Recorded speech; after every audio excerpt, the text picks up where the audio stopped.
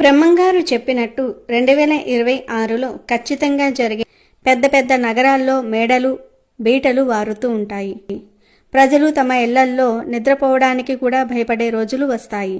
అంతేకాదు 2026లో చలికాలంలో వర్షాలు పడతాయి, వర్షాకాలంలో ఎండలు కాస్తాయి, ఎండాకాలంలో వర్షాలు పడతాయి, ఋతువులు అస్తవ్యస్తమవుతూ ఉంటాయి అని బ్రహ్మంగారు చెప్పారు.